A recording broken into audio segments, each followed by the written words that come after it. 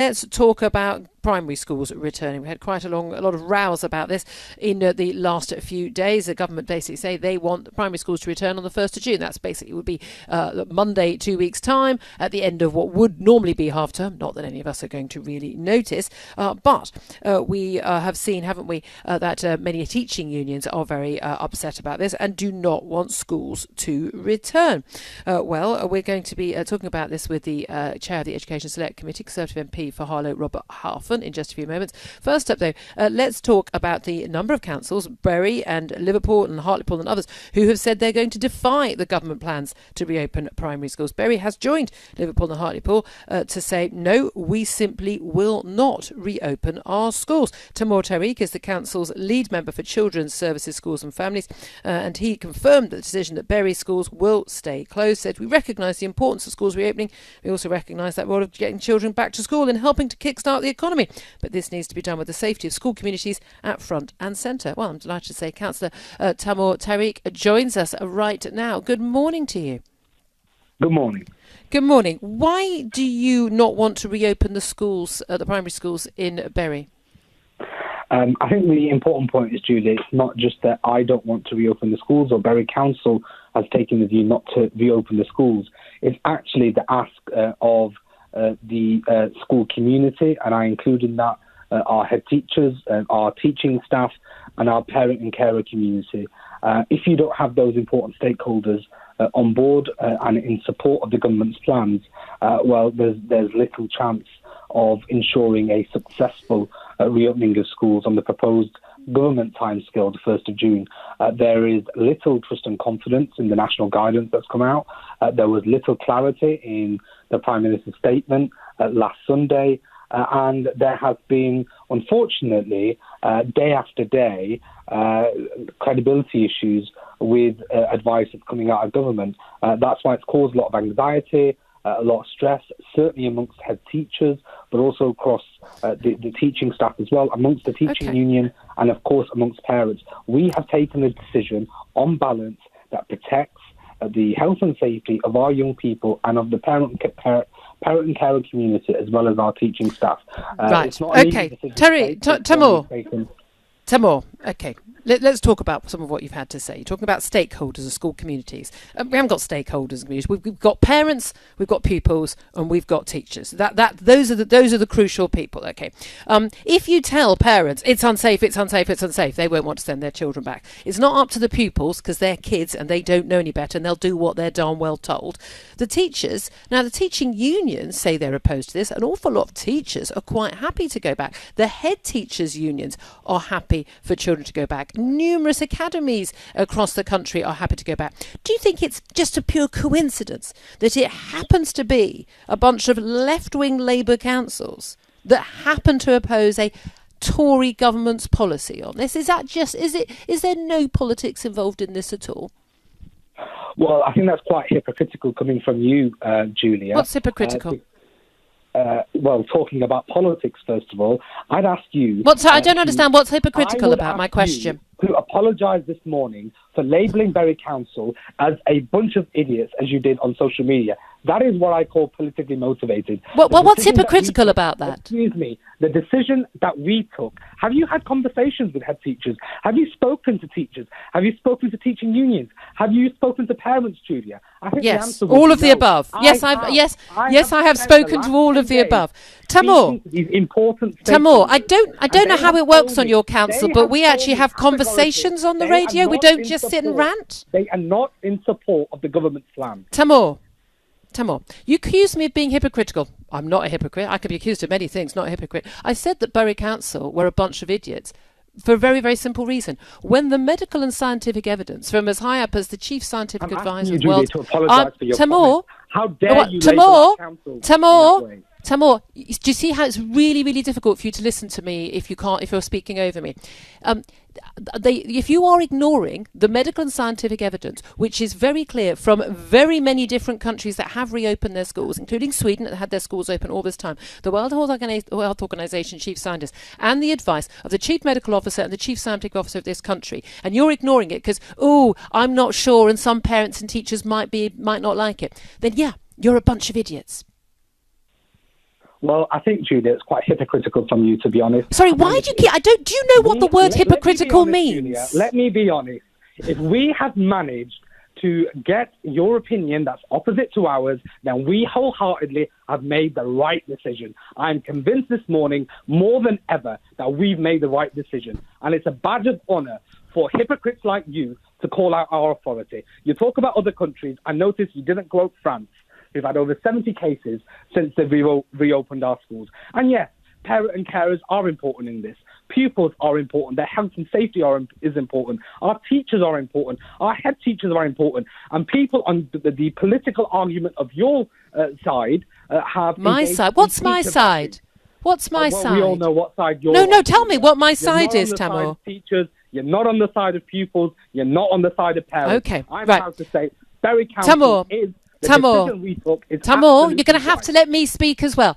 That's why. Otherwise, it's just you ranting and not a conversation. The fact that you think that making policy based on, let's do something that Julia Hartley-Brewer doesn't like, it makes it a good policy, frankly, is embarrassing and laughable. I still think you really do need to get a dictionary and find out what the word hypocritical means. But also, crucially, what I want to know is what scientific and medical advice or knowledge or indeed any qualifications do you and the other councillors on Bury Council have that supersede those of the Chief Medical Officer and the Chief Scientific Officer of this country?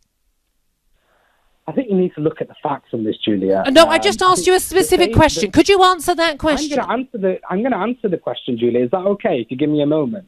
The same national scientific medical advice has also been given to the Scottish government, has also been given to the Wales government. And they have made the decision not to reopen our schools. So please, I'd appreciate it if you didn't give me a letter on the medical and scientific advice that has come out. We have taken this decision in the best interest of our local community. And what about the best interests of children to get an education? Are you making sure that every single school in your council area is making sure the kids are getting full school day of lessons? Because I bet you anything, if I look into the schools in your area, there'll be some of the schools that the children are being failed the most, because it's the teachers and the areas where you don't want to return to school that we keep seeing are the ones where the children are getting the least online help while they're at home.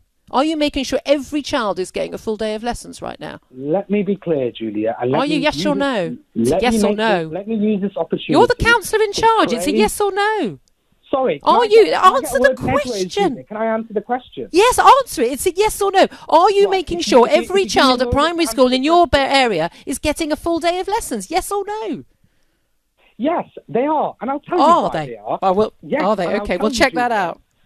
I'll tell you why they are, because our teachers are amongst the most hard-working professionals that I know. They are working, even though they are not in school, they are working from home remotely, monitoring the teaching and learning of each and every pupil, and they are working day in and day out to ensure the progress, the teaching and learning, the curriculum that their pupils are following is one that's being followed at home. And I want to praise our teachers who are, even though schools are not open, they are working flat out. Our head teachers are under immense pressure. Our teaching staff, our senior leaders, they are amongst the best professionals that I know. And I've been speaking to them for the last 10 days. I had a conference call yesterday with an advisory group of head teachers who have wholeheartedly endorsed the plans of the local authority. You talked about, Julia, scientific advice. It was Michael Gove on Sunday who said he could guarantee the health and safety of pupils and parents in schools. And later he said he couldn't, and that there was the element of risk.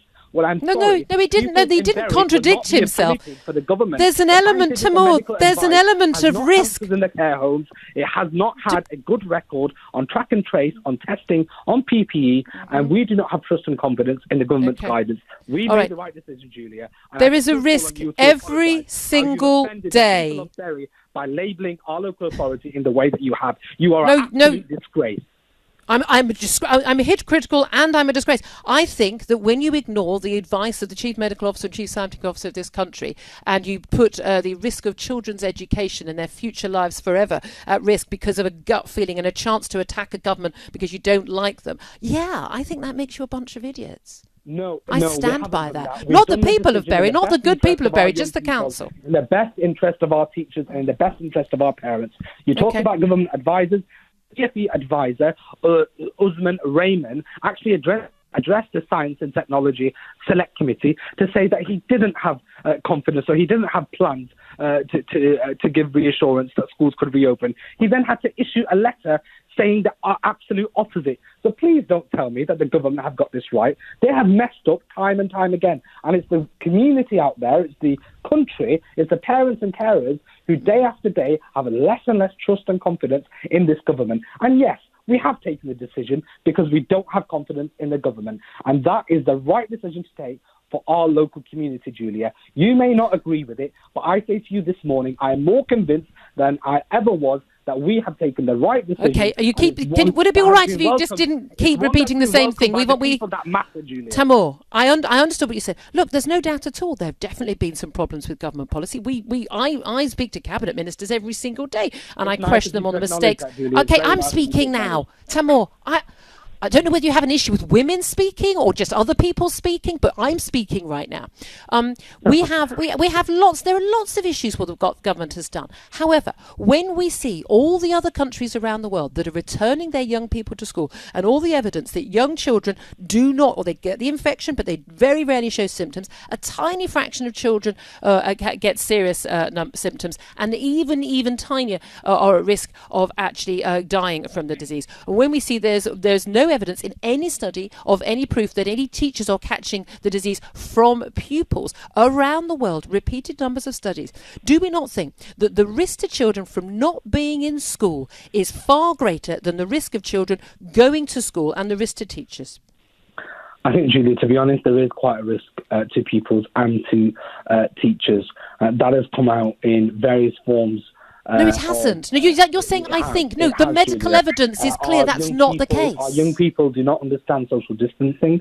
Not all schools can guarantee the fact that they can have 15 pupils in a class. Not all schools have the capacity or the space to fulfill that commitment. So in my view, yes, there is a risk to both teachers and parents coming back to school. And ultimately, we've had to take this decision kind of on a balance of education provision versus the health and safety of those in our school community. Yeah. You realise a lot of people listening will think that from a number of things, you sounded very reasonable just then, but a lot of people listening to this, a lot of people tweeting me while we're on air, actually, a lot of what you said earlier about, it's a badge of honour to have a policy that I disagree with and things like that, that actually this is something that is far more about political motivation and far more about stirring up anti-government feeling. I don't hold a flag for any particular party. I'm a floating voter. I just support a government when they're trying to deal with the pandemic. I criticise them when they get it wrong, and I praise them when they get it right, as I think most people in this country do. Do you not think that an awful lot of people listening to this will just think Tamoor Tariq is just playing politics with children's lives? I think, Julie, if you look back at the announcement we made yesterday, the people that matter have wholeheartedly welcomed and endorsed the position of Bury Council. And for me, that is the test. Our teachers have welcomed our decision. Our head teachers have welcomed it. Well, teachers getting paid full pay not to work, they've welcomed it. I'm surprised. Julia, I'm sorry. Can I just finish?